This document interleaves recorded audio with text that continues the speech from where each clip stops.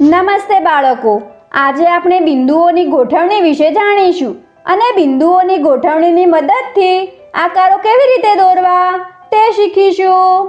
આગળના વિડીયોમાં આપણે જોયું કે કેવી રીતે મીનુએ રાજુ અને બબલુને ગગ્ગુ ગેંડા અને બબ્બન વાંદરાથી બચાવ્યા. રાજુ અને બબલુ ભોલા ગધેડા પાસે ગયા છે અને તેને જણાવી રહ્યા છે કે મીનુ સમજે છે કે તેનાથી સારો આકાર કોઈ બનાવી શકતું નથી. તે મીનુ અને ભોલા વચ્ચે સ્પર્ધા કરાવવા માંગે છે. સ્પર્ધામાં તે બંને એક જ આકાર બનાવશે. પહેલા મીનુ સ્પર્ધાના ન્યાયાધીશ બતક કાકાને પોતાનો આકાર બતાવે છે. તે કયો આકાર બનાવવાનો પ્રયત્ન કર્યો છે મીનુ? હું કાંઈ સમજી શકતો નથી.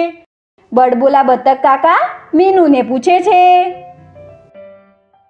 અરે, આ એક પતંગ છે બતક કાકા, શું તમે તેને નથી ઓળખી શકતા? પછી ભોલો પોતાનો આકાર બડબોલા કાકાને આપે છે. જેવો મીનુએ આ આકાર જોયો અને તે ચોંકી જાય છે. ખૂબ જ સરસ ભોલા, તે પતંગનો ખૂબ જ સારો આકાર બનાવ્યો છે. બડબોલા બતક કાકાએ કહ્યું, પરંતુ તે આને આટલો સારો કઈ રીતે બનાવ્યો? મારા સારા આકારનું રહસ્ય એક બિંદુઓની ગોઠવણી છે. બિંદુઓની ગોઠવણી? તે શું છે? બિંદુઓની ગોઠવણી હું સમજાવું છું. માની લે, તારી ગણિતની ખાનાવાળી નોટમાં દરેક લાઈન જ્યાં ભેગી થાય છે ત્યાં તે એક બિંદુ બનાવ્યું, તો તે એક બિંદુઓની ગોઠવણી બની જશે. જો તારી પાસે બિંદુઓની ગોઠવણી નથી તો તું રોજિંદી વસ્તુનો ઉપયોગ કરીને તેને બનાવી શકે છે.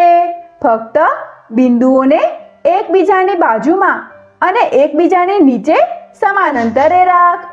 તેને બનાવવા માટે તું માપપટ્ટી, રબર, માચીસનું ખોખું અથવા અન્ય કોઈ નાની વસ્તુનો ઉપયોગ કરી શકે છે. ભોલાએ મીનુને કહ્યું, થોડા અભ્યાસથી હું ફક્ત અનુમાન કરીને જ આ બિંદુઓની ગોઠવણી બનાવી શકું છું. શું તું મને બતાવી શકે છે આનો ઉપયોગ કેવી રીતે કરી શકાય છે? મીનુ પૂછે છે. ધારો કે મારે એક ચોરસ દોરવું છે, તો પછી હું આ બે બિંદુઓને જોડીશ, પછી આ બે બિંદુઓને, પછી આને, છેલ્લે હું આ રીતે ચોરસને બંધ કરીશ. જોયું? બોલો સમજાવે છે. હવે હું કોઈ પણ ચિત્ર બનાવી શકું છું. ઊભી રહે મીનુ, પહેલા હું જોવા માંગુ છું કે તું ખરેખર સમજી ગઈ છે. અહીં કેટલાક અધૂરા ચોરસ અને લંબચોરસ છે. જો તું તેને પૂર્ણ કરી શકે તો પછી હું તને બીજા આકાર બનાવતા શીખવાડીશ. ભોલાએ મીનુને કહ્યું. આવો બાળકો, તમે પણ તમારી નોટબુકમાં આ આકારોને પૂર્ણ કરીને મીનુની મદદ કરી શકો છો.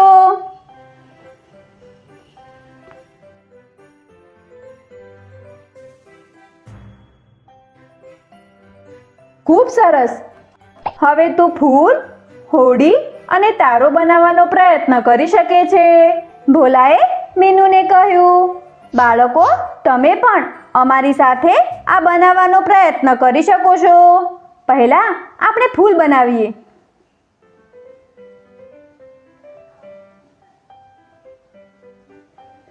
હવે આપણે હોડી બનાવીશું.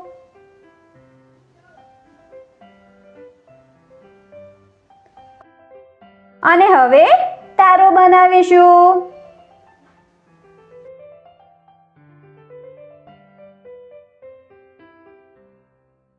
અરે, આ બિંદુઓની ગોઠવણી તો ખરેખર ખૂબ જ સારી છે.